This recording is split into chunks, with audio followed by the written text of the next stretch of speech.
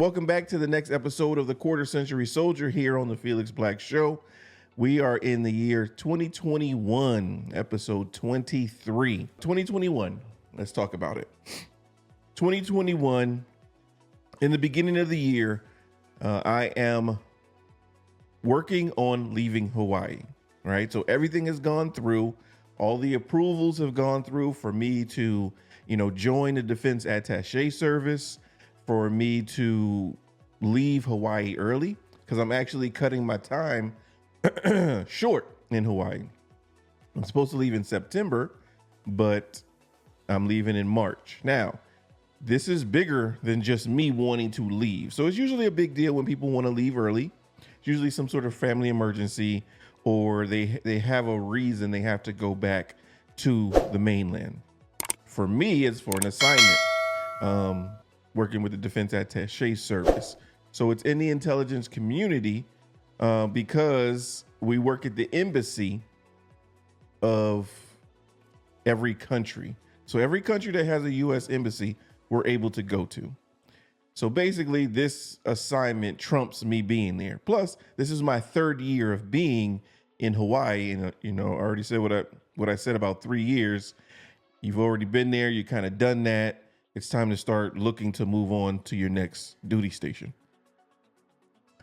So I'm going to DC, the Defense Intelligence Agency at Bowling Air Force Base in Washington, DC. So in March of 21, I leave the tropical, the warm, the view of Hawaii, and I come back to DC again. I've already spent 10 years in the DC area. Y'all know I don't like it. But this is the assignment I wanted, right? I found this program back in like 2016, but because of some of the BS that's going on, I'm unable to go. If you don't know what I'm talking about, go watch 2016, 2017, and the BS that was happening. So now this is the assignment I want, right? I joined the Army, 1, to get my education, and 2, to travel. So now I've gotten the education out of the way. It's time to travel. And when I say travel, I don't mean going from California to Texas to Louisiana. I mean going international. The only time I've been international up until this point was South Korea, early in my career. And I went to Iraq, but I don't count that because that wasn't a vacation, or it wasn't an assignment. It was a deployment. And, they count Hawaii as being overseas, but it's the United States. So to me, that doesn't qualify. So now I got an assignment. I'm supposed to be heading to Honduras. Cool. This is what I wanted. Finally. So now I go to DC, and my class starts in April. I report there in March. Starts at the end of April, beginning of May. I report there in March. And I'm like, hey, I'm here early. Like, what do I do? They're just like, hey, man, just chill out. Just relax until class starts. I'm not used to this at this point, because in the military, you're always accounted for, right? People always need to know where you're at pretty much 24 hours a day. And for this one, I'm in between units because I haven't reported yet to my new unit, but I'm already living in DC. And so basically for a month and a half, I'm just chilling. I'm just relaxing, not doing anything. And, if you guys remember, this is kind of where at the end of 2020, streaming it exploded in 2020 because everybody was stuck in their house. So my streams were gaining a lot of traction at the end of 2020, just because of the format. I think I kind of dedicated more to just chatting over the gaming. I was still going to do more some gaming in the future, but I was still doing. I started to dedicate to just chatting. So my class doesn't start till April. I'm pretty much just at home waiting. So it starts, and basically what the course that we went through is One, you're learning how to be a diplomat. It's a diplomatic course. You're learning how to represent the United States. We go through courses on like dinner setups, plates, forks, spoons, when they have the double spoons, the double forks, the different wine glasses versus water glasses, customs and courtesies, just in general, not anything specific, because everybody in there is going to different countries. We had people going to Jordan. Someone was going to Lithuania. Someone was going to Bangladesh. Someone was going to Haiti. The person that sat next to me was going to Haiti. I think they grouped us by our region. We had someone going to Botswana, someone going to Uganda. So people were going different places, and every place has a different culture. So they can't necessarily teach you specifically about the culture, but they can teach you how to be, a model American, because part of the diplomatic mission is to show Americans aren't, arrogant, pompous, rude. So we're there representing America, because a lot of times that's going to be people's first interaction with Americans. And so that will say a lot to them about how Americans are perceived, because other than that, they just have TV.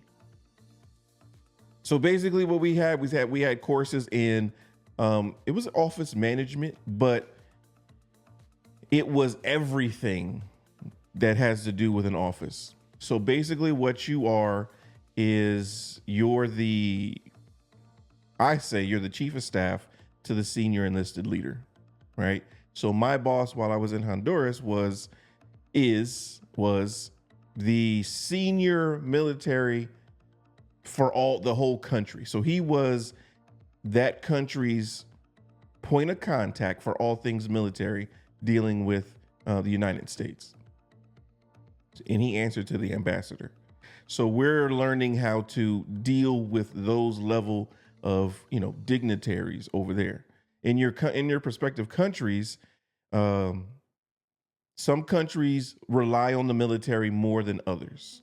Some, their military is really separate from politics, and in some countries, they're intertwined. Like their military is really powerful in the political field. So whoever the president is, they always want to have like the military on their side, or be in good graces with the commanders. So the course lasted from April until July. And we did courses in budget. Like finance was really big because we did the budget for the entire office. Like manning, personnel management. You're doing all of the filing, all of the paperwork keeping for your office. So sometimes you could be looked at as an office manager. And when you're going through this course, you would feel that way, right? Because we do specific filing, specific order of files, specific things that we have to keep for X amount of years. And then we have like budget and finance, which was a huge portion of it because we do the budget for the office. We are in charge of travel, like for travel funds, when they have to go travel to different areas and even travel back to the United States. We do the budget for just things that we need for supplies, to pay for like the rent of our house, to pay for our electricity of our house, and just everything that. So it was, our senior leader, then it was me, and then there were two other enlisted. Then we had someone from the Air Force, someone from the Navy, and two Army attachés. And those were the representatives. So the Army attaché talks to the Army commander that was, in your prospective country, and the Navy representative talks to the Navy commander that's in your prospective country. So that's how they mash up. And, they all report back to our senior leader, who takes those, the good things, the bad things, the evaluations back to our headquarters that was in Miami. And, they have those discussions about training, about equipment, about things that we could do to help the country. So that's basically what our job is while we're there. And so in this course, it's just a lot of diplomatic training, because you have to be over like 12 years experience in order to apply for the program. So during this, we're getting our clearances, we're getting our like diplomatic passports. This is where we had a class on suits, right? Or formal dress, because there are women in the course. So we had a class on formal dress. So they're like, hey, you're going to be invited to parties. You're going to be invited to dinners and stuff like that. So you want to have suits available when you talk to the ambassador, when she wants to have a meeting, he or she wants to have a meeting with you. You need to be in a suit. And so I bought suits based on the course, because that's what they said they needed. So we had a course, like I didn't know your belt color was supposed to match your shoe color. I didn't know that different color suits represent different things. So like black suits are supposed to be executives, outside of it being like for funerals and stuff, but like executives and top level individuals. Blue is supposed to be like really welcoming and inviting. And gray, I forgot what they said about gray. They were really big on like blue and black, right? So that's why my suit collection, if you see it, I don't have a bunch of colors, because I bought it for work specifically. And plus, I'm not going to wear a red suit. Let's be honest. I'm not going to do that. So the class was really interesting. Yeah, it was a good time. And I was, it didn't make me regret applying for the job. That's the biggest thing. So it was really fun to do. So what happens after the class is done? We have to give a presentation on the country that we're going to. I gave a presentation on Honduras. To this point, the only Spanish that I've had was in high school. I graduated high school in the 90s. Let's put it that way, right? So I remember taking Spanish in 10th grade. I still remember the teacher's face. I can't remember her name. So that was the last time I had Spanish. You had the ability to take your language, Spanish, Russian, whatever it is that you were, French, whatever language that they were speaking in your country. You had the opportunity to take that, but it was after hours. So I did sign up for Spanish, but it was over Zoom. And I didn't like it. It wasn't helpful, because it was, I don't know. It wasn't structured the way that I like my classes to be structured. It was almost like we were winging it for that day. Oh, like, kind of, what do you know? And then, I would speak the little bit that I know, like, hola, ¿cómo está? Estoy bien, y tú, y usted. And then, she would correct the little problems the mistakes that I was making in that speech, and then give me things to go look at that would help with what I messed up on. And I was like, I mean, what is this, bro? Like, what is this? This is not helpful to me. We're just winging it. Like, I want to be able to come in and say, okay, today we're going to learn. I don't care that I already am familiar with it.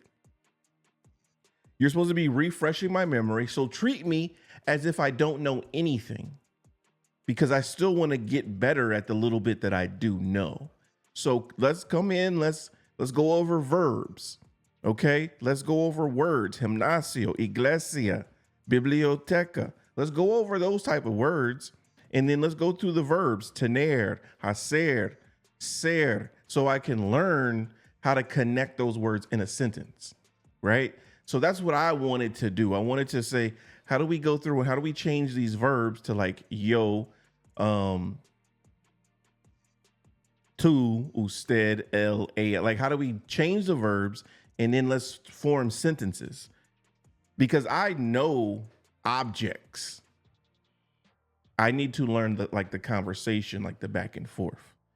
but she just didn't do that. And I don't know. It's easy to say that now that I've been to Honduras and come back, what I actually needed. But I didn't really know at that time. And I'm like, you're the instructor. Like, you're supposed to be teaching me. So you're already supposed to have some sort of curriculum made up as to what I need. Because when I no, that was something different. Yeah, it should be basic. And then as you start to, you should come in there with a basic setup. And then if you meet someone who just needs a refresher, who's really good at it, 9 times out of 10, if I'm really good at it, 1, I don't need the course. But 2, you should always come in at the basic level and adjust as an instructor to see where your students' capacity is at the moment, right? If I know basic words, we can kind of skip over that and move to an intermediate level. But at least let's start off. Give me a good foundation, because the foundation that I have is just from living in the United States. And, you know, there's a lot of Spanish. I didn't live in Texas at the time, but, you know, there's a lot of Spanish. And Spanish is something that's really common as a second language. I think it's more common than French or anything else. So I see it a lot. I see it often. I see it on movies and stuff like that. So the little bit that I know, you know, I want to enhance that. But I was just like disappointed because 1, I'm sitting in class all day, and then I have to come home and do 2 hours of Spanish. But then it's not even helpful. We're just, what are we doing today? It's kind of like, oh, you know, what do you want to get into? Like, what do you want to learn? It's just like, what? Like, what? You're the instructor. So after the course is done in like July, we have a training that we go to in Virginia. And you know, that's just a week-long course. We learn how to like drive, we learn how to do first aid, we learn how to do different things, just because you never know what kind of situation you'll be caught up in. It was actually a pretty fun course. It was like a week long.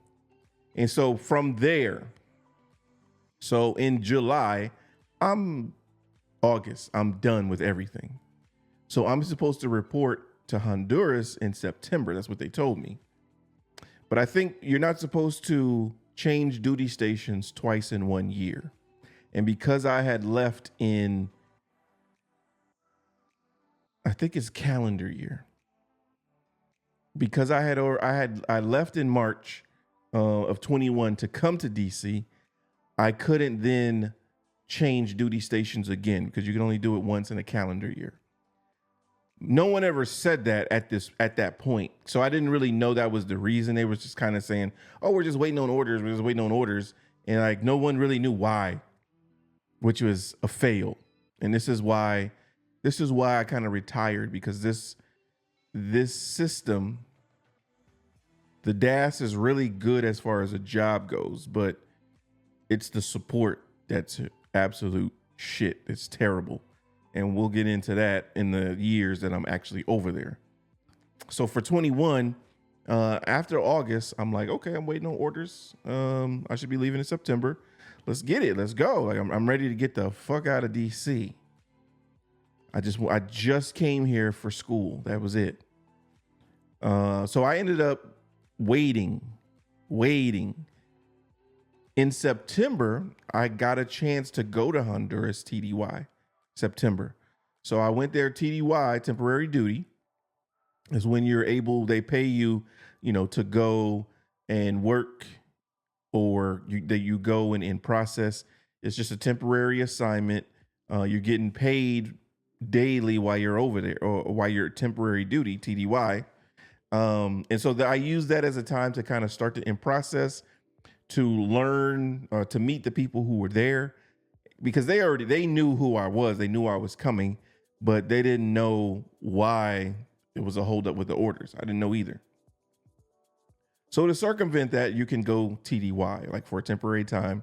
The only problem with that is just the money. So they have to pay you in order to go.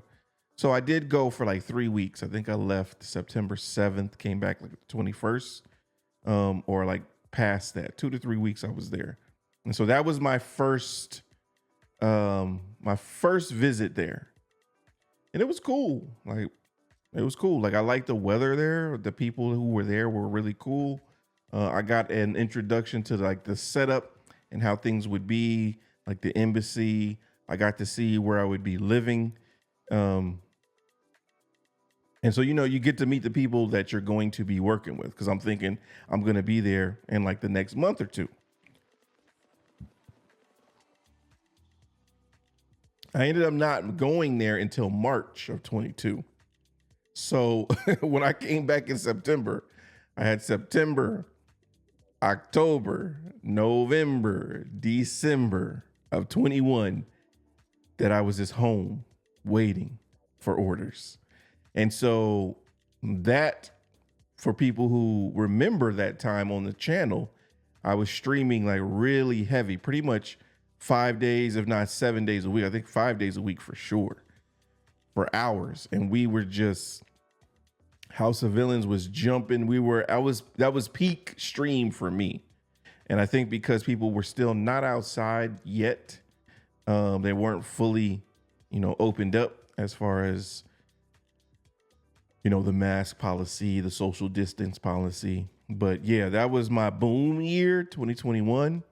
And I wanted to carry it over to 2022 and, into being while I was assigned over to Honduras, but we were unable to do that due to, they just have rolling blackouts.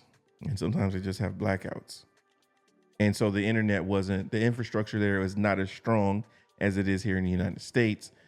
And so it really couldn't support streaming. It would just, the quality was bad. And then add into that, it would shut off at any moment because I would lose power. So, but 2021 was really good because, again, I'm on the move. I always like those years where I'm on the move, coming to DC, unfortunately.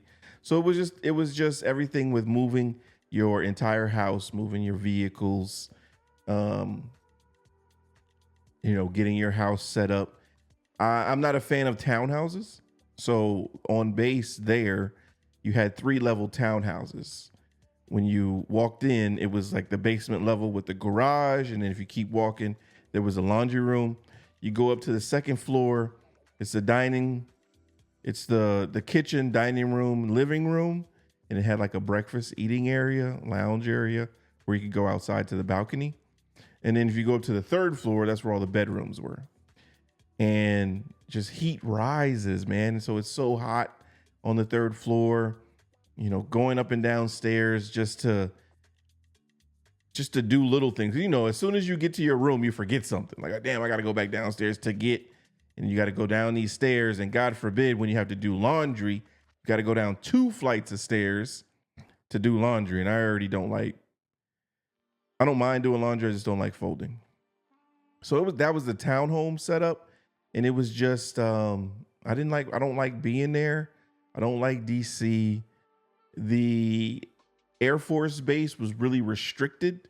So if you couldn't get, like, DoorDash could not come on base. No delivery service could come on base. So you had to meet them at the gate.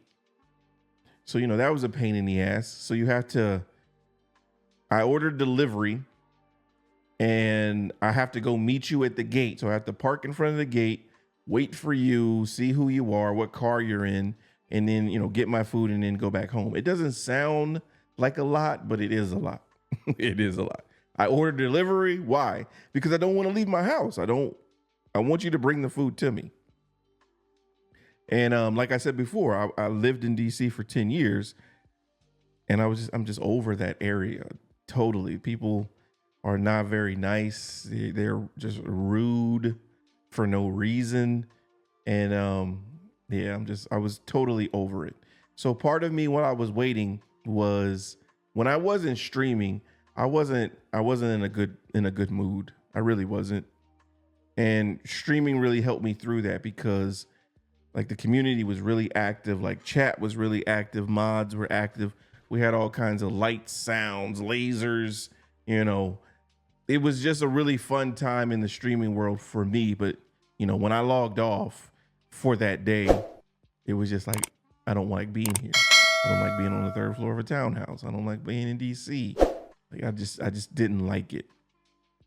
So that was something I was dealing with, and no one knew that, because when you come on here to go live, you got to be bubbly, you got to be entertaining and stuff like that. So people don't necessarily know what you're dealing with when you log off. And so that was one of the few times I can say that happened to me, that like streaming really got me through that period of time, because I was just sitting there waiting. No one was really telling me what was going on, what was happening. And granted, I got to sit home and I got to not do anything. But for me, that's cool for a little while. And I'll say that now, and I'll say that again in my final video in this series when we're talking retirement. It's like people are going to say, yes, I can't wait to retire because I don't have to do a damn thing. Yes, you're right. You don't have to do anything. And that's going to be cool until it's not. And trust me, trust me, it is going to hit you one day.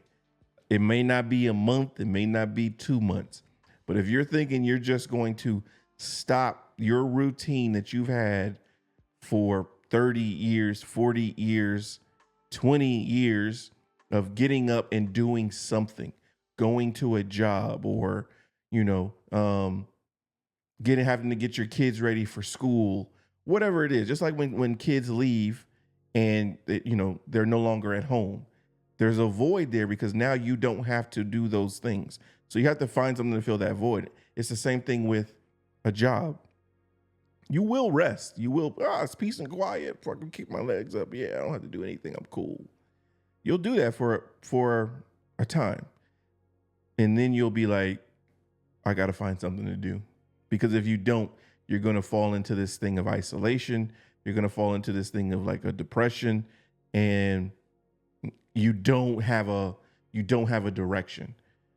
Unfortunately, because I hate working for someone else.